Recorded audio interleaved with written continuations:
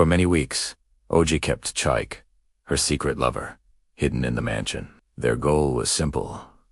Oji needed to get pregnant before the end of the month. She treated Chike like royalty, giving him everything he desired. During this time, she completely ignored King S. She gave him no attention, no affection, nothing. But the king, under the spell of the love portion, didn't even notice. He was no longer in his right mind. He would often stumble into the room, see OJ and Chike together, and just laugh before leaving, as if he was giving them his blessing.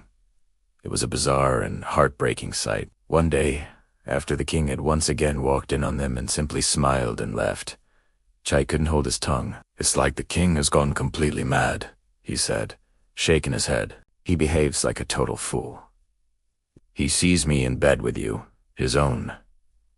Well, he sees us and says nothing." I actually feel sorry for the poor man. Oji, however, was focused on her plan. "The love portion is working too well," she admitted. "He might really lose his mind completely, but I'll deal with that later. Before it gets too bad, I'll figure out how to help him. Right now, the most important thing is for me to get pregnant and give him a child. Once I have his child, I'll find another native doctor to break this spell. I just hope all this time we've spent together results in a pregnancy. If I can give him a child, I'll take him back to the palace and help him reclaim his throne. And when he's king again, I'll finally be his wife, the queen." Chike looked skeptical.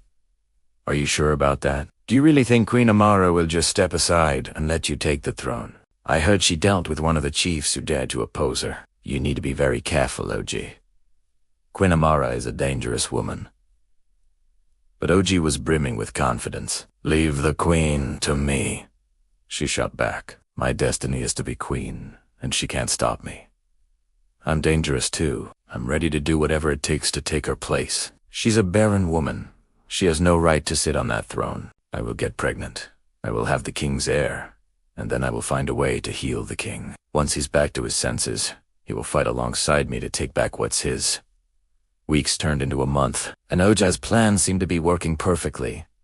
She missed her period. She was pregnant. A wave of joy washed over her. But it was mixed with a strange realization. The king, in all their time together, had never been able to get her pregnant. She now understood that it wasn't the queen who was barren. Something was wrong with the king himself. So, it was never Queen Amara's fault, OJ whispered to herself. The king is the one who can't father a child. This new information didn't change her plan. It only solidified it. With Chike's purpose served, she paid him the money she promised. He had no interest in her or the child, and was happy to leave the mansion for good. Oji was now alone, but she was more determined than ever. "My next step is to break this curse on the king," she declared to the empty room. "I need him back in his right mind so he can march into that palace with me." The very next day, she began her search for another native doctor, someone powerful enough to reverse the spell. She remembered a man from her home village, a powerful spiritualist named MB, known for his potent charms. Without telling anyone, she packed a bag and embarked on the long, full-day journey back to her village. When she finally arrived at MBE's shrine, the air was thick with the smell of herbs and incense. Before she could even speak, the old native doctor looked at her with knowing eyes. "You gave a love portion to a king," he said, his voice raspy. "And now you want to break the spell. The portion has grown too strong, and the king is losing his sanity. You want it to stop working. You want to take the queen's position. You want to become the queen. I have the solution you seek." Oji was stunned. He knew everything.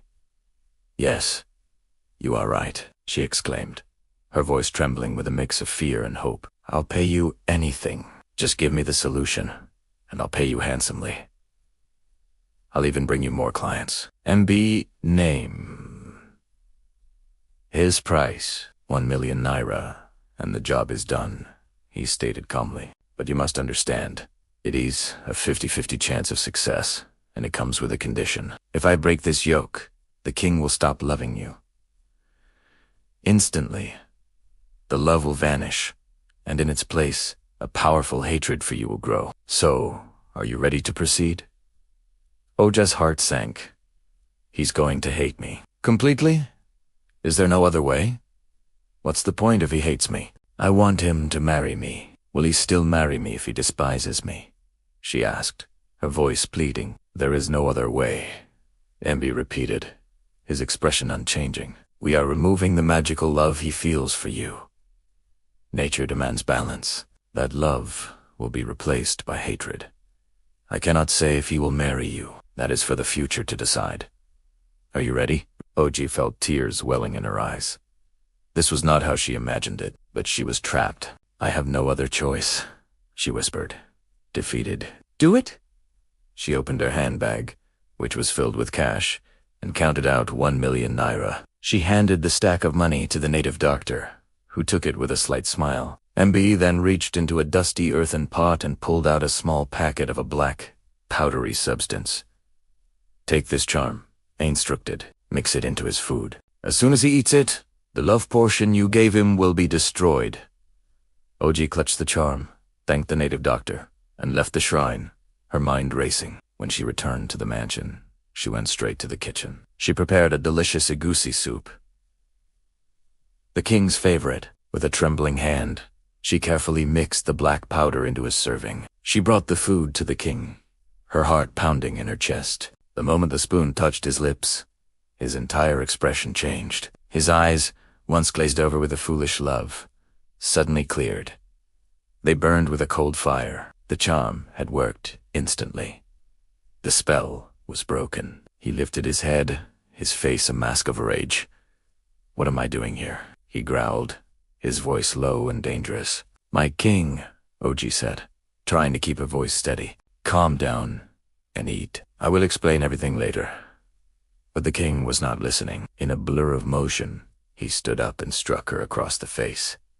Not once, but 3 times. The slaps were so hard they sent her stumbling backward. I asked you what I am doing in this place, he roared, and you tell me to calm down. Have you forgotten that I am your king? The slaps threw Oji completely off balance, her ears ringing. Just as the native doctor had warned, the love was gone, and the hatred had begun.